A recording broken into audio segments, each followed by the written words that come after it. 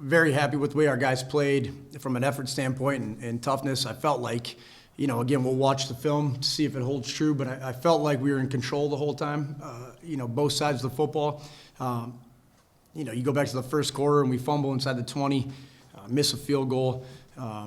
We have another drive there early in the second quarter where we MA up front, end up in second and long. I just felt like going into halftime, there was too many times where we stopped ourselves from that standpoint.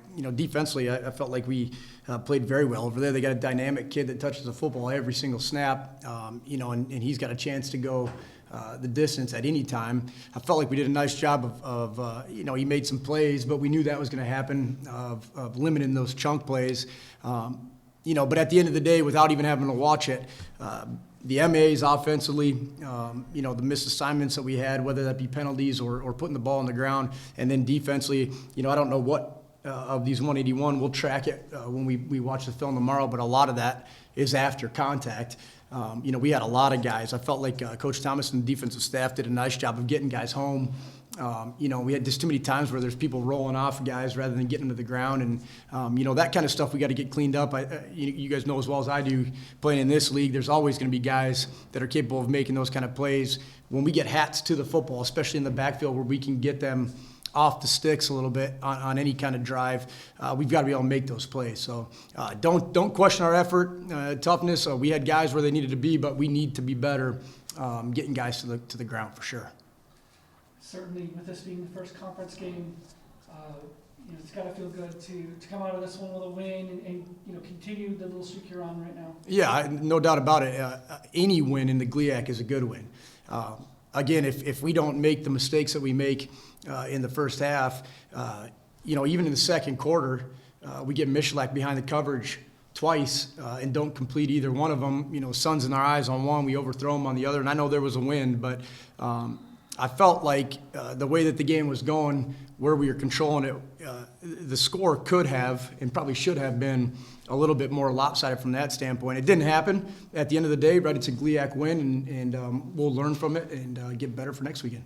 How important was it to, once you score and they come back right away, to go back down and get another score in order to take control of the game? Really big. I don't want to go back in time, but last year it was the same exact situation. The difference a year ago was when they would answer, it would take us a couple drives to answer back. So they get their score to tie it up, and for us to go right back down to get the lead at that point, I thought that was a huge momentum swing for our entire team at that point. So to answer the bell when we needed to, nobody flinched. We talked a lot about during the week and before the game of proving it to each other that we can go take care of a GLIAC team, and I thought the guys did a nice job of that. What did you like in what you're seeing from your defensive line to be able to put pressure on their quarterback and keep him from being able to really break the game open at different points? Yep, I thought it was really good. There was times where we collapsed the pocket to where those lanes that a kid like that, if he gets any kind of space, is going to make you pay for it. Even on that first, I don't know what it ended up being, 4th and 26 after the penalty, they run Q draw, and you're biting your nails until it gets tackled at that point because everything just creased and so on. So we kept it in front of us. We got tackled. They missed a field goal. Again, another big momentum swing, and then we put the offense right out on the field and start going to work that way. But I thought the D-line, the pressures that the defensive staff put together, did a nice job. For a guy that's that athletic to not have any where it's broke down, a majority of his runs came on designed runs, again, which we don't ever want to give those up. But at the same time, spread the field out, and you create any kind of lane that can be dangerous. I thought our guys did a nice job of collapsing the pocket several times.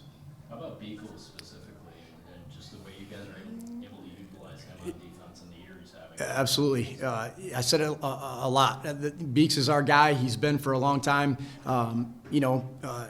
He stepped his game up this year, and has nothing to do with who's not in or who is. Beeks is just that kind of guy, and we put him in a bunch of different spots to to get him home because he is such a good blitzer. And that's one guy. Again, I'll probably be wrong on this after watching the film, but anytime 3 is around the football, it's usually going to the ground at that point, whether he's one or with a group. So the energy, the toughness, physicality that he plays with, he's playing through some, nagging type of injuries right now. And when the lights come on, I just feel like he's one of the best players on the field no matter who we're playing.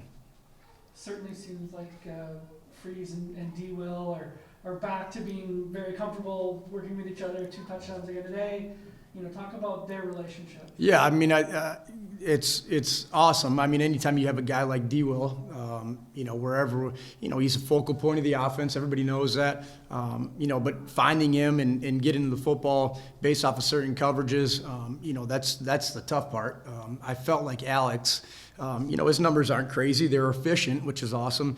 But I felt like today, and again, right, we'll watch it, but I felt like his eyes live with what they were doing with their coverages on the back end, when it's man, when they're going to 1 high, when it's 2 high.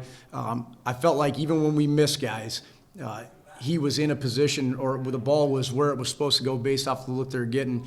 The execution part of that, getting the ball to him and making sure it's caught and so on, that'll come. But it was good to see him today outside of one call, on a 3rd and 2 when we probably should have handed it off. He got a little bit greedy on that one. But I thought that today was his best game in terms of seeing coverage and getting the ball where it needed to go. What do you think of the offense on 3rd and 4th down? I think 4th, 1 for 3, had that long completion, just came up short. What were your impressions on those downs? Yeah, I mean, you get into that situation, whether it's the wind, our kicker, unfortunately, has got a nagging injury right now as well, so he's battling through some things, and trying to tough it out, which I appreciate. So you get into some of those situations where if Avery's healthy, we're kicking it 100% of the time.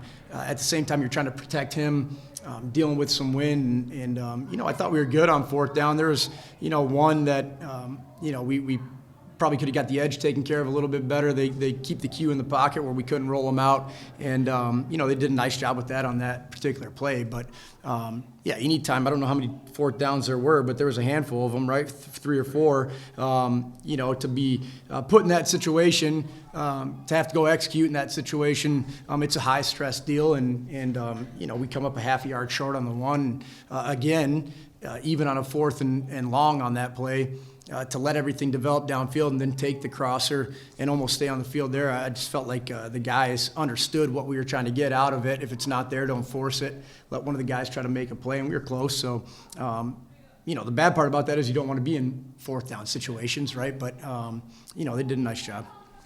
Talk about Jake and, almost 100 yards again today. Looks like he's really getting back to feeling really comfortable now, and the line seems to be protecting him pretty well. Yeah, there's no doubt. I thought the offensive line played well again today. The line of scrimmage, at least from our vantage point where we were on the sideline, there was dense.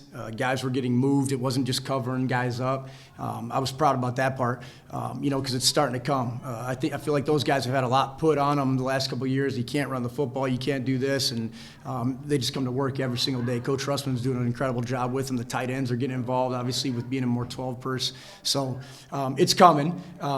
Jake, Asher, Colby, all guys that when they have the football in their hands are 100 miles an hour. Jake is, the type of guy, especially getting 20 carries, that we feel like if we can just get him a crease, he's got the speed that, if he can just get through a couple of those, there are a couple where they just get the right shoulder pad and tug on him a little bit. Otherwise, he's clean, out of the gate there. But he's coming. He's still young, still needs reps. There's some stuff at the end of the game where we need him just to pour it up in there and, a little bit of tiptoeing, but all that will come with reps. At the same time, right, you look at the first couple weeks of the year where there wasn't a whole lot of green grass to run into, as much cohesion as we want with the offensive line. The backs need to see things developing at a consistent pace to be able to know when to punch it, when to hit the back door, stay front side, whatever it is. So run game as a whole, it's coming. We're not obviously there yet, but loved what everybody did today carrying the football. Coach, lastly, you talk about homecoming and the 50-year union of the 1974 team and what they've done with the program. Obviously, they made a sizable donation as a crew. What what does that mean for you, being an alumni here and now the head coach? Yeah, it's incredible. I don't know a whole lot of those guys. I've gotten to know a couple of them better over the phone. We had a chance as a staff to hang out with them yesterday after their golf outing, and incredible guys. I've said this for a long time too, is it doesn't matter if you played in 74, 60-something, 2004, now. Anytime you can get around those groups of people, you start to see that the guys don't change. Great guys through every class. They're here for the right reasons. They're all successful now, taking their degrees from Michigan Tech and going to do what they've been doing. So we're very appreciative of the gift that they gave. But our guys mingling with their guys after the game, you start to see that it's younger bodies, new people in the locker room, but you play football at Michigan Tech, it's a brotherhood. Everybody's the same. Whether you're from the 74 class or the 2024 class, it's a lot of the same guys coming through in terms of their personalities, what's important to them, how they go about their daily business, whether they're in the workforce or what we're doing here in school. So very cool deal to see all that.